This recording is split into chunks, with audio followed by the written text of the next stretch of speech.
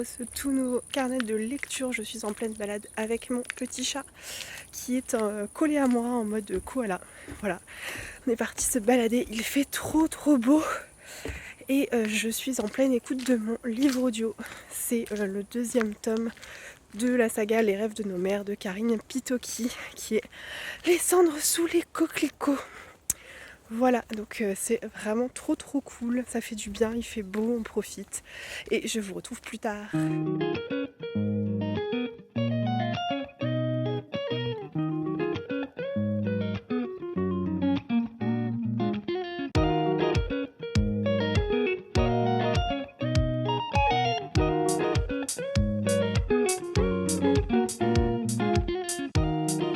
Et coucou, on se retrouve, on est mardi soir. Je suis déjà perdue dans les jours de la semaine, c'est pour vous dire à quel point la semaine commence fort. On est mardi soir et je prends enfin le temps de venir vous parler pour vous parler un petit peu de mes lectures. J'ai terminé La carte postale de Anne Berest. Je ne peux pas vous montrer le livre puisque je l'ai rendu à la médiathèque, c'était un emprunt. Que vous dire sur la carte postale? Écoutez, je vais pas vous en reparler pendant des heures et des heures parce que j'en ai beaucoup parlé dans le carnet de lecture précédent. Donc si mon avis vous intéresse, n'hésitez pas à aller regarder le carnet de lecture de la semaine dernière. Ceci dit, ce que je peux vous dire, c'est que c'est une très belle lecture, c'est vraiment intéressant, c'est très bien documenté, c'est émouvant, il y a beaucoup de détails historiques que je connaissais pas sur la Deuxième Guerre mondiale notamment, c'est vraiment intéressant. Enfin, voilà, c'était une belle découverte et j'ai beaucoup aimé découvrir la plume de Anne Berest avec ce roman, La carte postale. Voilà ce que je pouvais vous en dire. À côté de ça, comme je vous le disais, samedi, j'ai commencé une lecture audio. Je suis pas mal à fond dedans là. Je l'ai commencé il y a quelques temps et en fait là je suis prise dans l'histoire donc j'accélère un petit peu mon rythme. Je pense d'ailleurs que je vais pas mal l'écouter cette semaine parce que je suis en déplacement jeudi, j'ai 3 heures de train donc techniquement je vais pouvoir pas mal écouter ce livre audio. Il s'agit du deuxième tome de la saga Les rêves de nos mères qui s'appelle Les cendres sous les coquelicots, écrit par Karine Pitoki. Et écoutez, eh bien j'aime beaucoup. Je sais pas si vous vous souvenez, j'avais écouté le premier tome il n'y a pas si longtemps que ça, pardon. Puisque je me souviens, mon fils ne faisait pas encore ses nuits, j'écoutais le roman la nuit quand il se réveillait et quand il fallait que je lui donne le biberon. Donc je l'avais écouté assez rapidement parce que le premier tome est très court, par contre le deuxième tome est beaucoup plus gros, donc il y a 13 heures d'écoute au total, et là il m'en reste 5, donc j'ai déjà pas mal écouté quand même le roman. J'aime bien. On retrouve les personnages du premier tome, donc à savoir Lady Julia Ashford, Lady Emily Allen, Will Murphy, ses frères, Edna. Il y a aussi des personnages nouveaux qu'on ne connaissait pas, qu'on ne découvrait pas, notamment une institutrice, Florine, Antoine, un poilu. Voilà, en fait, cette histoire-là, ces personnages, on les retrouve pendant la Première Guerre mondiale. Donc, pour rappel, Les rêves de nos mères, le premier tome, se passe juste avant la Première Guerre mondiale, et là, on est en plein dedans. Et franchement, alors, je peux pas vous dire grand-chose de plus sur l'histoire, parce que c'est un deuxième tome, donc je veux pas trop vous spoiler, mais honnêtement, c'est vraiment une super histoire. On est mais plongé complètement dans la Première Guerre mondiale. C'est hyper intéressant. Et ouais, moi j'ai qu'une hâte, c'est de savoir un peu ce qui va se passer pour ces personnages. Je suis un peu prise dans les histoires, les différentes histoires d'amour qui se créent et tout, et je trouve ça top.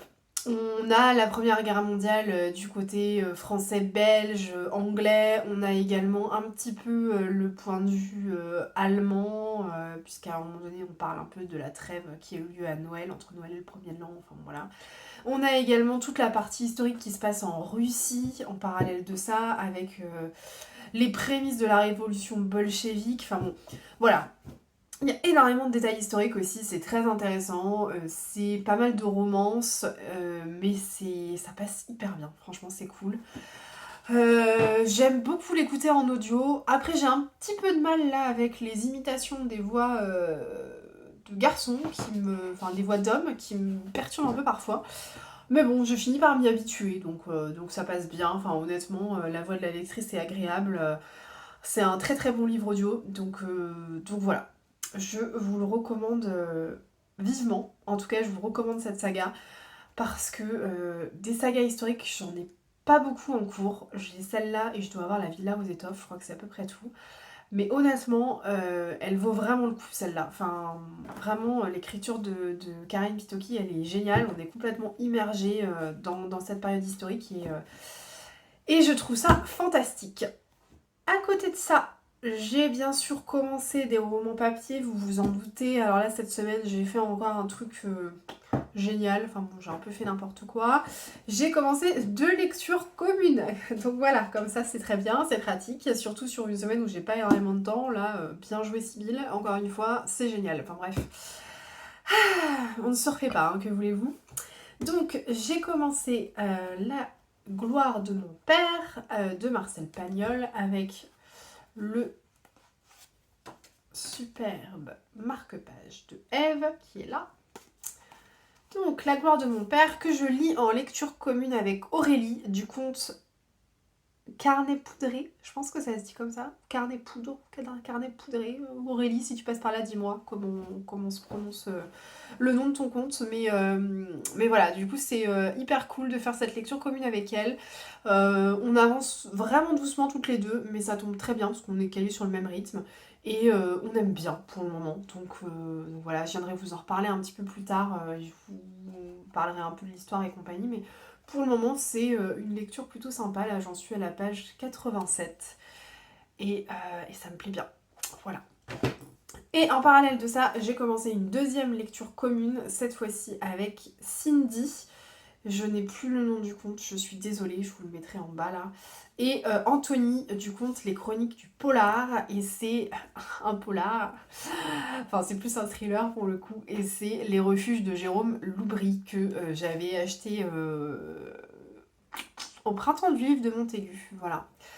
Et voilà. Et donc là j'ai lu, on a commencé hier, hein, donc j'ai lu la première partie.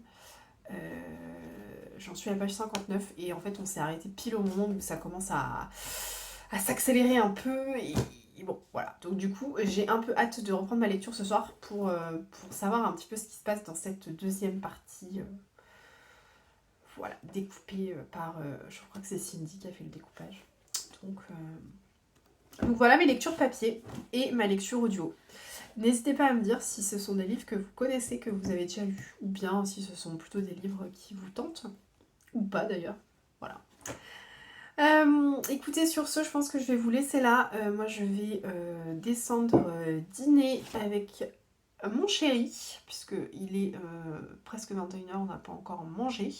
Autant vous dire que les journées passent à une vitesse, mais alors, on ne voit pas le temps passer, hein, n'est-ce pas? Mais bon, c'est comme ça, c'est la vie. Et vivement les vacances. Voilà. Allez, sur ce, je vous reprends plus tard.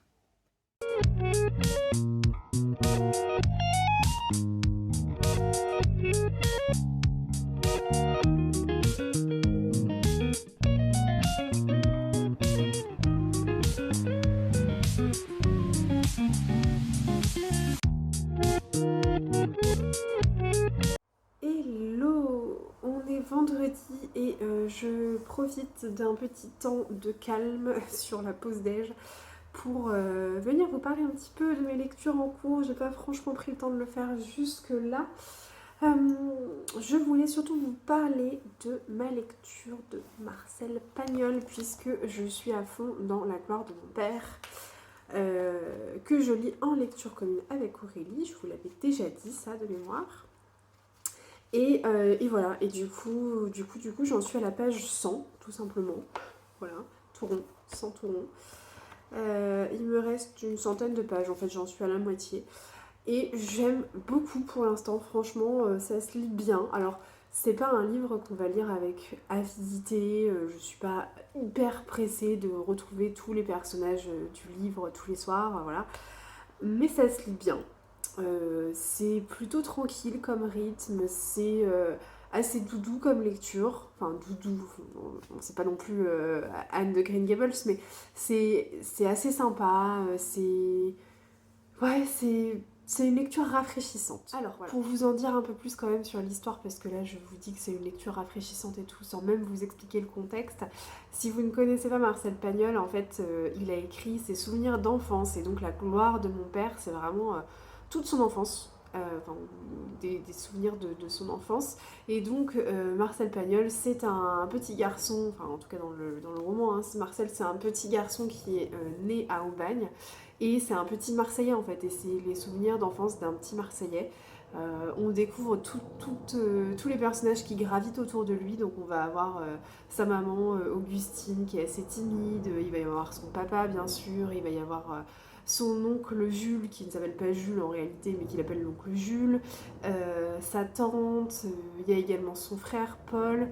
Sa petite sœur, j'ai perdu le nom de sa petite sœur, mais enfin voilà, sa petite sœur est également là, mais en tout cas pour l'instant là où j'en suis, elle est tout bébé, donc voilà, mais c'est vraiment ses souvenirs d'enfance, ses souvenirs d'école, ses souvenirs de vacances, tout ça, et voilà, et ça passe bien, c'est vraiment sympathique pour l'été, je trouve, comme lecture, c'est plutôt agréable. Voilà, je suis plutôt emballée, surtout qu'en plus avec Aurélie, on s'est dit qu'on ne se mettait pas de pression, donc on n'a fait aucun découpage pour cette lecture commune, c'est vraiment une lecture commune libre, chacune va à son rythme, on y va assez doucement et franchement, c'est top. En parallèle, bien sûr, j'ai toujours ma lecture audio en cours que j'avance bien vite quand même. Et j'ai également Les refuges de Jérôme Loubry que je lis aussi en lecture commune. Là, la lecture commune est différente, le rythme n'a rien à voir puisque vraiment on a un découpage. C'est Cindy qui s'occupait du découpage et qui a fait un découpage de 80 pages par jour, je crois. Donc du coup, le rythme est beaucoup plus dense, on va dire, et complètement différent. Donc voilà, on s'arrête au bout de 80 pages, point, et on attend le jour d'après pour lire la suite.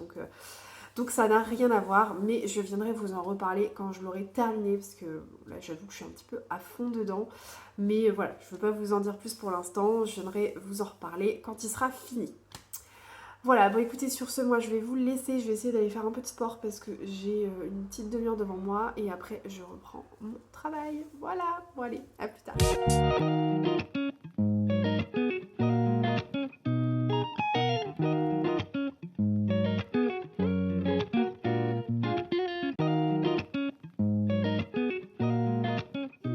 On est samedi matin et je profite de la sieste de mon petit chaton pour venir vous parler un petit peu. J'espère que vous m'entendrez bien parce que tout est ouvert là, il fait hyper beau, hyper chaud, donc forcément il y a les voitures qui passent, donc potentiellement vous ne m'entendrez pas trop. Je verrai, je vais me débrouiller, je couperai au montage si besoin. Mais je voulais absolument venir vous parler ce matin puisque je voulais vous annoncer une super nouvelle. Je suis très contente de vous annoncer que j'ai été sélectionnée pour faire partie du Grand Prix des lectrices de Elle pour l'année 2023. Donc voilà, je suis ravie, vraiment. Donc en quoi ça consiste ce prix littéraire? Eh bien écoutez, on est 150 jurés répartis sur 10 mois. Donc moi je fais partie du jury du mois de janvier. Donc on est 15 jurés par mois au total. Et donc les 15 jurés sélectionnés au niveau des mois vont devoir lire 7 livres. Il y aura 3 romans, 2 romans policiers et 2 documents, enfin 2 documentaires quoi, en gros. On va devoir lire ces 7 livres, on va devoir les noter et les classer et les commenter aussi. Et du coup, à la fin du mois, il y aura donc 3 lauréats, un roman policier et un documentaire. Et ces 3 romans, eh bien, ils seront envoyés aux 135 jurés restants, qui sont les jurés des autres mois, et qui devront également les lire, les noter et les commenter. Et à la fin des 10 mois, eh bien, il y aura 3 grands lauréats, un roman policier et un documentaire. Voilà. Donc c'est plutôt cool, je trouve que c'est une super expérience, c'est la première fois, moi j'ai jamais été jurée d'un grand prix ou quoi que ce soit, donc je suis très contente de faire partie d'un prix littéraire et de m'engager pour cette petite période de 10 mois. Voilà, ça va être assez intense parce que ça veut dire qu'il y aura minimum 3 lectures par mois, sans compter le mois de janvier où là il y en aura 7, donc forcément ça va être un peu intense. Mais voilà, je trouve que ça change un peu, c'est sympa et j'ai hâte, du coup j'ai vraiment hâte de commencer. Alors je crois que le Grand Prix des lectrices, elle, débute en septembre. Et d'ailleurs, il me semble que les jurés du mois de septembre ont d'ores et déjà reçu leur livre. Donc voilà, donc j'imagine que nous, on recevra les livres au fur et à mesure, donc on les recevra pas en septembre, hein, je pense qu'on les recevra un petit peu plus tard, le temps que chaque juré ait le temps de lire les romans et commenter et noter. Mais voilà, je trouve que c'est une chouette aventure. Dites-moi vous en commentaire si vous avez déjà fait partie d'un prix littéraire et ce que vous en avez pensé. Dites-moi un peu, donnez-moi un peu vos retours d'expérience, comme ça je vais pouvoir regarder tout ça, je suis curieuse. Bon, et bien écoutez, sur ce, moi je vais vous laisser pour aujourd'hui. Je reviendrai vous parler de mes lectures un petit peu plus tard. Et puis voilà, et puis je vais aller profiter de ma journée. Il fait super beau aujourd'hui. Je suis en solo avec mon petit bébé. Donc voilà, on a pas mal de choses de prévues, notamment les 1 an de la fille d'un couple d'amis à nous. Donc on est trop trop contents. Et on va passer une bonne journée. Voilà, je vous dis à plus tard. Hello, je vous retrouve ce matin, on est dimanche, il est 9h. Je suis au taquet ce matin, donc du coup je me suis dit, allez, on en profite, on filme un petit peu et je profiterai de cette séquence pour clôturer le carnet de lecture. Mais rassurez-vous, avant tout ça, j'ai quand même pas mal de choses à vous dire, parce qu'en fait je me suis rendu compte que je vous avais pas trop parlé cette semaine. Donc bon, rassurez-vous, nous allons remédier à tout cela ce matin.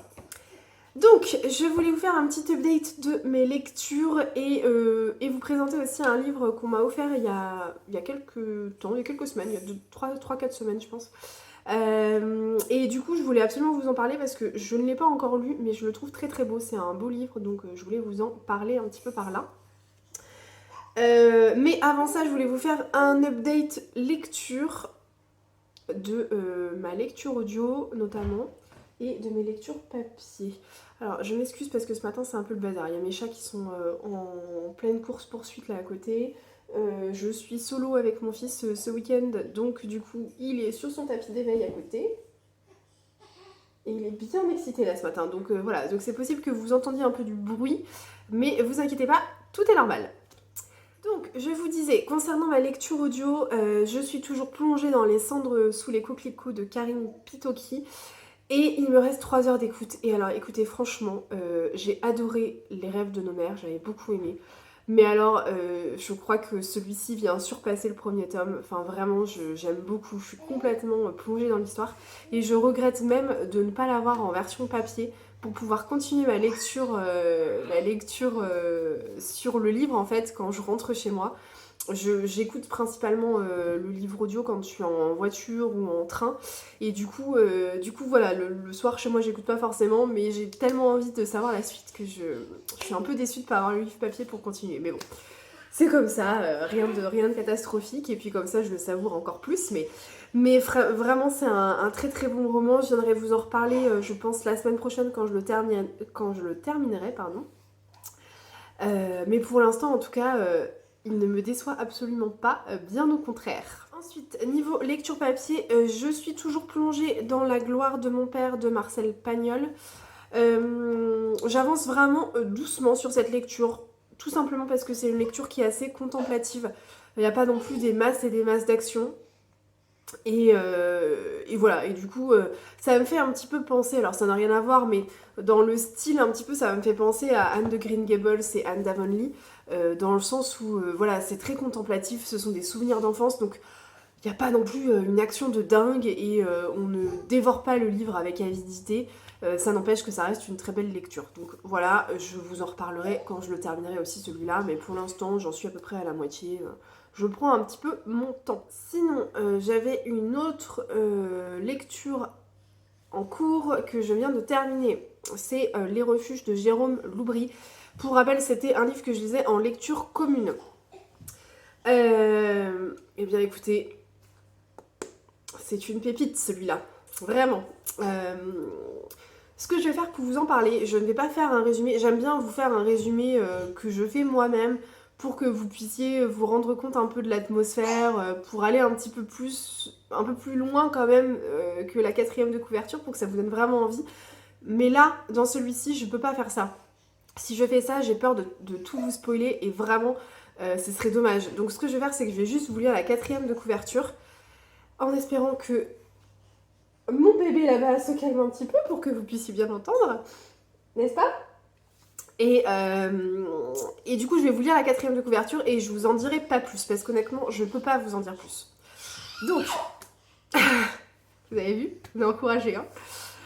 Installée en Normandie depuis peu, Sandrine est priée d'aller vider la maison de sa grand-mère, une originale qui vivait seule sur une île minuscule pas très loin de la côte.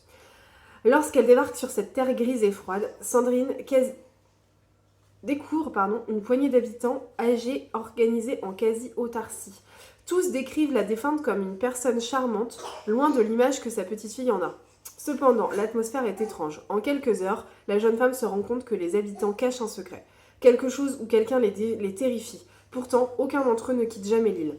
Pourquoi et qu'est-il arrivé aux enfants du camp de vacances précipitamment fermé en 1949 ? Voilà.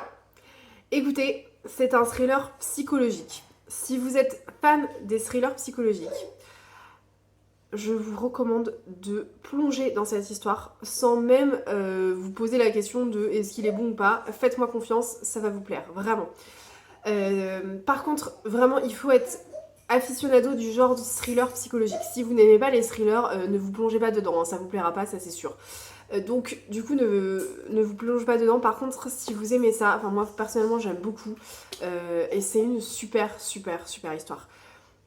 C'est complètement entraînant, enfin on est complètement plongé dans l'histoire, on n'arrive pas à en sortir, on se demande vraiment ce qui se passe.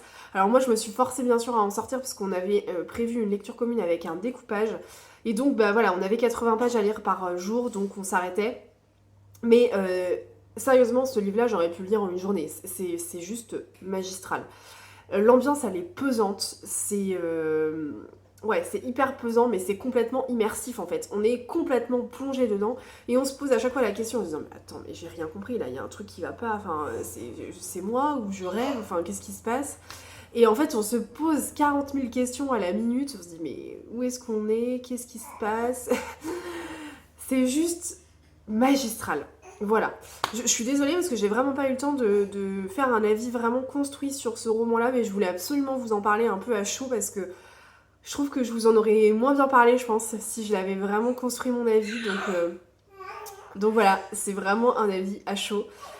Mais Jérôme Loubry, franchement, bravo parce que c'est une pépite, encore une fois, je le redis. C'est vraiment top. Ça fait froid dans le dos. C'est un tantinet-trash quand même. Franchement, par moment, faut avoir le cœur bien accroché. On se pose plein de questions. C'est dingue. Le seul truc que je peux rajouter par rapport à la 4e de couverture, c'est juste vous dire que l'histoire, elle parle des refuges psychologiques. Mais bon, vous l'aurez un petit peu compris avec le titre, hein. Là, c'est pareil, je vous spoil pas grand-chose. Mais vraiment, si vous aimez les thrillers psychologiques, celui-là, vous allez l'adorer, tout simplement. On est sur une séquence vidéo avec beaucoup de coupes, je pense, au montage, hein, puisque mon bébé chat n'arrête pas de jouer là-bas, là, je sais pas ce qu'il fait. Alors il essaye de se retourner depuis quelques temps, c'est assez drôle, donc il n'y arrive pas, donc ça l'énerve, et donc voilà, vous entendez un petit peu les bruits derrière. Bref, je vous raconte ma vie, mais bon, alors attendez. Parce qu'en même temps, je suis en train de petit déjeuner, c'est pour vous dire. Pas de perte de temps.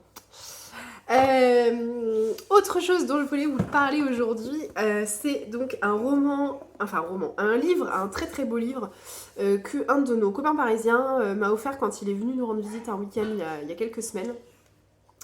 Et franchement, j'ai un peu hâte de me plonger dedans, vous allez voir. C'est La Panthère des Neiges de Sylvain Tesson et Vincent Munier. Et c'est une sorte de reportage photo. En fait, c'est un reportage qu'ils ont fait quand ils sont... je crois que c'est Sylvain Tesson qui est parti. Je sais plus si les deux sont partis ou pas, mais bref. C'est un récit de voyage en fait et ça se passe au Tibet et le but de ce voyage pour eux c'était d'approcher la panthère des neiges qui est une espèce de gros chat. Ouais, un peu un gros chat sauvage, voilà. Enfin, une grosse panthère, quoi. Finalement, la panthère des neiges, c'est pas mal, ça porte bien son nom. Un gros chat, une grosse panthère, voilà. Donc, qui vit au Tibet, et donc l'objectif, c'était de l'approcher et de faire des photos. Et en fait, le livre, il est juste magnifique. Vous avez des photos, mais juste splendides. Je vous montre un peu, mais les photos de la nature et tout, elles sont magnifiques. Et en fait, c'est tout leur récit de voyage. Et j'essaye de vous montrer, hein, mais... Et donc, il y a plein de photos. Bon, bien sûr, il y a quand même... Ah, elle est là, la panthère. Regardez-moi ça, comme elle est belle. Et voilà, il y a tout le récit de leur voyage, il y a tout ce qu'ils ont fait, tout ce qu'ils ont parcouru, mais c'est un livre magnifique, donc je pense que je vais le lire assez rapidement, honnêtement. Et je suis super contente de ce livre, donc Thomas, si tu passes par là, merci beaucoup, parce que vraiment, c'est top. Je sais pas si vous l'avez déjà lu. Bah oui, non mais oui, ils sont partis ensemble en fait, parce que je suis en train de regarder la texte intégrale de Sylvain Tesson, photographie de Vincent Munier, donc Vincent Munier est donc parti avec Sylvain Tesson, parce que sinon je ne vois pas trop comment il aurait pu prendre des photos. Hein. Donc voilà. Je sais pas si vous l'avez lu, si vous êtes fan des récits de voyage photos avec des photographies comme ça. Mais moi j'aime bien, franchement je trouve ça assez sympa, et ça change un peu de temps en temps, ça change des romans, ça change de tout ça. Et voilà. Donc si vous avez une...